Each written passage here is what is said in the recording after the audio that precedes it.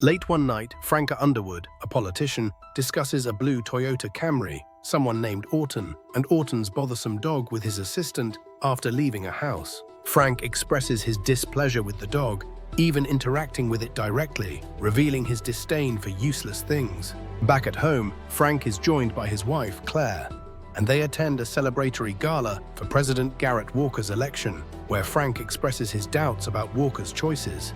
He identifies key people in Walker's orbit: Vice President Jim Matthew and Chief of Staff Linda Vasquez. The Underwoods later discuss an upcoming assignment related to Sancorp, hinting at their strategic partnership. Simultaneously, Kate Mara, a journalist at the Washington Herald, discusses being pushed towards a federal peace with her colleague Lucas. Later, Frank learns from Vasquez that he will not be appointed Secretary of State. Michael Kern is chosen instead. Vasquez insists Frank is more valuable to Walker in Congress, testing his loyalty.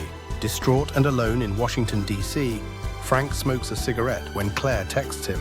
And when he returns home, Claire confronts him about his lack of communication, revealing the gravity of the betrayal he has suffered and urging him to focus. Claire confronts Frank, breaking a mirror to express her anger. Back at their residence, Frank smokes as Claire goes to bed, upset by the Secretary of State nomination debacle.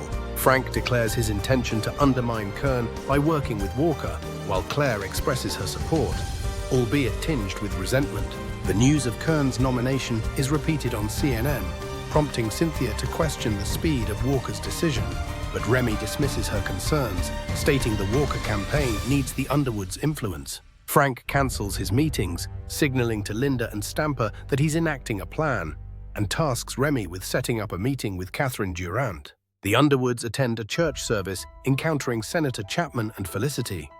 While outside, Frank observes Zoe Barnes arriving by taxi and being approached by a man. At her apartment, Zoe receives an email containing a photo of her with Frank, suggesting she's not being taken seriously, and she begins to research Congressman Francis Underwood. Meanwhile, Frank considers potential allies and seeks to influence the upcoming education bill. Claire, facing financial pressures at her non-profit, initiates layoffs, starting with a specialist who has been with them from the beginning. Catherine Durant resists Claire's request to involve her charity in international endeavors, but Claire pressures her for a list of contacts, asserting her authority.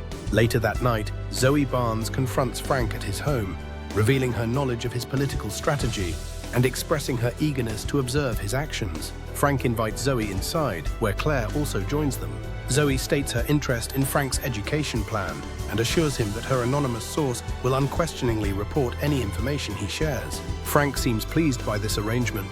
Meanwhile, Lindsay joins a campaign focused on improving the lives of a select few, rather than everyone. Afterwards, Frank meets with Donald Blythe, urging him not to falter.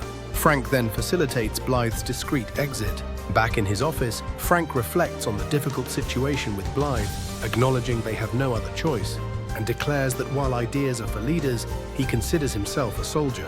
Zoe receives a contact number and meets Frank at the National Gallery, and he reminds her to maintain secrecy.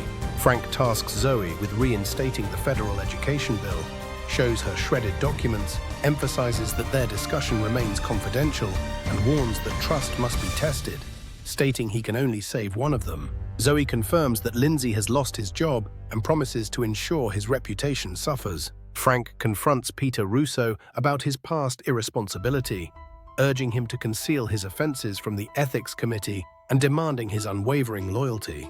He reminds Peter of his past transgressions, harassment, drugs, and drunk driving, and emphasizes the need for courage. Meanwhile, at the Washington Herald, Zoe Barnes provides Lucas with information about President Walker's education bill. Lucas is concerned, leading to a disagreement between Zoe and Tom regarding publishing the story, with Tom insisting on legal review. The story is passed to Janine for review and editing assistance for Zoe. News coverage highlights President Walker's inauguration and his promise to pass the education bill within 100 days. Frank and Claire attend an inauguration gala, where Frank meets with Donald Blythe about the education bill. Later, Frank reads Zoe Barnes' story criticizing President Walker's education bill as far left of center. We see the fallout as Blythe is shocked, and Lindsay at the Washington Herald looks angry.